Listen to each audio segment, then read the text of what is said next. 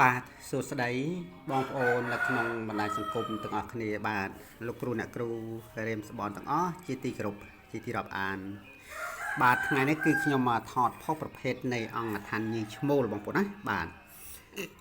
គេហៅថាស្ដេចអដ្ឋានញីឈ្មោលបងប្អូនណាបាទស្ដេចអដ្ឋានញីឈ្មោលនេះពិសេសបងប្អូនណាបាទគឺកម្រមានបងប្អូនដែលគាត់មានសាងជាទូអង្គបែបហ្នឹងណាបងប្អូនណាបាទហើយស្ដេចអដ្ឋានញីឈ្មោលនេះដូចខ្ញុំបានរៀបរាប់ចឹងបងប្អូនណាបាទពីលើកមុនហ្នឹងគឺខ្ញុំផុសម្ដងទៅហើយមានបងគាត់ជឿយកអស់ខ្លះឥឡូវគឺនៅមួយអង្គទៀតបងប្អូនណាបាទស្ដេចអដ្ឋានញីឈ្មោលនេះគឺយើងសាងឡើងអំពីវត្ថុធាតុដើមមានច្រើនមុខណាស់បងប្អូនណាបាទគឺមានច្រើនមុខណាស់បាទគឺយើងមានប្រភេទនៃបញ្ញានោះជាង100មុខប្រទាលជាង100មុខនិងមានជាតិលោហៈ12មុខបងប្អូនណាបាទមានចាយ័នគាថានៅក្នុងនោះហើយស្ដេចតែម្ដងបាទស្ដេចអដ្ឋានញីឈ្មោលនេះមហាពិសេសបងប្អូនឃើញទេបាទយើងលេខតាំងពីមាសស្រួយមាសកតិចមាសនេះនោះបងប្អូនណាបាទកតិចមាសអីគេមិនម្យ៉ាងទេបាទខ្ញុំមកផ្លេចឈ្មោះទៅបាទមាសស្រួយលោហៈស្ពាន់លោហៈពពុះសម្រិតនិងមានជាតិអីខ្លះទេ12មុខបងប្អូនណាបាទគឺ12មុខជាតិលោហៈហ្នឹងមានជាតិឆក់មានជាតិមិនឆក់មានលង្ហិនមានអីចឹងទៅបងប្អូនណាបាទគឺច្រើនមុខណាស់មានប្រាក់មានកថាមានអីនៅក្នុងហ្នឹង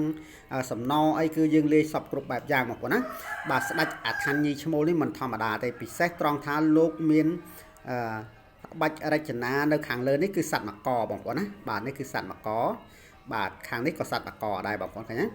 បាទនេះហើយជាអដ្ឋានដែលមានឫទ្ធិមានតេជះនិងមានបារមីនិងមានបារមីហើយស្រេចតែម្ដងលោកគ្រូគាត់ដាស់ប្រសិទ្ធិបាទបញ្ចុះគាថាគ្រប់គ្រាន់បងប្អូនណាបាទយើងនឿយតែយកទៅគឺប្រើប្រាស់តែម្ដងបាទនេះឃើញចាំងផ្លេកនេះសិតតែជាកំតិចមាសស្រួយបងប្អូនណាបាទកំតិចមាសស្រួយបាទចឹងមានសារធាតុលោហៈនិងមានវត្ថុធាតុដើមជាច្រើនរយមុខដែលយើងផ្សំបញ្ចូលនៅក្នុងអដ្ឋានញីឈ្មោលនេះបងប្អូនណាស្ដេចអដ្ឋានញីឈ្មោលនេះ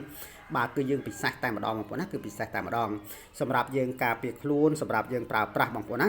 បាទជាពិសេសគឺបងឬក៏បងប្អូនក្មួយដែលគាត់មិនចូលចិត្តប្រើនៅវត្ថុស័ក្តិសិទ្ធិច្រើនដាក់តាមខ្លួនច្រើនចឹងគាត់ប្រើតែស្ដេចអដ្ឋានញីឈ្មោលតែមួយអង្គនេះគឺគ្រប់តែម្ដងបងប្អូនណាគឺគ្រប់តែម្ដងលោកបានទាំងការពារបានទាំងស្នេហ៍មហានិយមលោកដូរ៉ូស៊ីបាទហៅម៉ួយហៅភ្ញៀវគេថាស្ដេចអដ្ឋានញីឈ្មោលបងប្អូនណាបាទការពាររាល់នៅអំពើមុនខ្មៅទាំងឡាយទាំងពួងបជាគ្រោះបជាភ័យបាទខាងបច្ច័យសង្គ្រាមបងប្អូនណាបាទនោះហើយទើបគេហៅថាស្ដេចអដ្ឋានញីឈ្មោលបងប្អូនណាស្ដេចអដ្ឋានញីឈ្មោលហើយមានសត្វមកនៅជាប់នៅពីលើនេះសត្វមកនេះគឺជាសត្វទេពបងប្អូនណាបាទគឺសត្វទេពសត្វដែលមានឫទ្ធិមានតេជះនិងមានបារមីសត្វឈ្នះលើសត្វទាំងពួងបងប្អូនណាគេថាសត្វឈ្នះលើសត្វទាំងពួងបាទមិនធម្មតាទេបាទប្រភេទនៃស្ដេចអដ្ឋានញីឈ្មោលមួយអង្គនេះបងប្អូនណាបាទគឺយើងផ្សំលោហៈធាតុច្រើនមុខបាទផ្សំនៅវត្ថុធាតុដើមជាច្រើនមុខបាទបូកបញ្ចូលគ្នាទើបបង្កើតបានជាស្ដេចអដ្ឋានញីឈ្មោលនេះបងប្អូនណាបាទបង្កើតបានជាស្ដេចអដ្ឋានញីឈ្មោលនេះមានបាលីគេថាចាយ័នគ្រប់គ្រាន់នៅក្នុងនឹងហើយស្ដេចតែម្ដងបងប្អូនណាបាទគេថាពិសេសលើពិសេសលោកគ្រូដាស់ប្រសិទ្ធិតម្រាំនឹងបានយកមកផ្ញើឲ្យខ្ញុំដាក់ចែកជាវឲ្យបងប្អូនយកទៅគ្រប់វិជាថាសានេះគឺលោកគ្រូគាត់ប្រសិទ្ធិជាច្រើនដងបងប្អូនណាបាទជាច្រើនដងដើម្បីបង្កើនឫទ្ធិបង្កើនតេជះនិងបង្កើនបារមីបងប្អូនណាបាទស្ដេចអដ្ឋានញីឈ្មោលនេះមិនធម្មតាទេបងប្អូនណាគឺមិនធម្មតាទេយើងទៅណាមកណាយកប្រឡប់ដាក់តាមខ្លួនការពាររាល់នៅអំពើមុនខ្មៅទាំងឡាយទាំងពួងបជាគ្រោះបជាភ័យបងប្អូនណាបាទស្ដេចអដ្ឋានញីឈ្មោលនេះជាស្ដេចអដ្ឋានមួយដ៏ពិសេសបងប្អូនណាបាទដ៏ពិសេសពិសាលបំផុតបងប្អូនណាបាទសម្រាប់យើងការពារខ្លួនបាទមិនធម្មតាទេបាទស្អាតបងប្អូនណាបាទគឺស្អាតណាស់ស្ដេចអដ្ឋានញីឈ្មោលនេះបាទហើយអង្គស្ដេចអដ្ឋានញីឈ្មោលនេះដែរដូចខ្ញុំបានជម្រាបចឹងបើសិនជាបងប្អូនដែលគាត់មាននិស្ស័យឃើញហើយស្រឡាញ់ចង់បានបងប្អូនណាគឺសូមតំណតាមលេខទូរស័ព្ទខ្ញុំបាទតែនៅខាងក្រោមបងប្អូនណាឬក៏តាមរយៈលេខ Telegram ខ្ញុំបាទគឺលេខ Smart នឹងឯងបងប្អូនណាគឺលេខ Smart នឹងឯងបាទហើយក៏សូមអរគុណច្រើនដែលបងប្អូនទាំងអស់ចូលទស្សនានៅក្នុង Page ខ្ញុំបាទដែលមានទំនុកទុកចិត្តលើ Page ខ្ញុំបាទឲ្យខ្ញុំបាទផ្ញើអីវ៉ាន់គ្រប់ទីកន្លែងចឹងទៅបងប្អូនណាហើយបើសិនជាខ្ញុំនិយាយទៅគេលើសលួសនៅពាក្យសម្ដីត្រង់កន្លែងណាមិនសមរម្យក្តីឬក៏រៀបរាប់មិនបានក្បោះក្បាយក្តី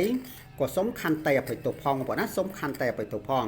បាទនៅចុងបញ្ចប់នេះក៏សូមជូនពរឲ្យបងប្អូនទាំងអស់ជួបប្រទះតែសេចក្តីសុខនិងសេចក្តីសប្បាយរស់ស៊ីទទួលទាន មានបានទាំងអស់គ្នាបងប្អូនណាបាទសូមអរគុណច្រើនហើយក៏សូមជម្រាបលាបាទសូមជម្រាបលាពិសេសតែម្ដងបងប្អូនណាបាទគឺសល់តែមួយអង្គឯងហ្នឹងទេបាទ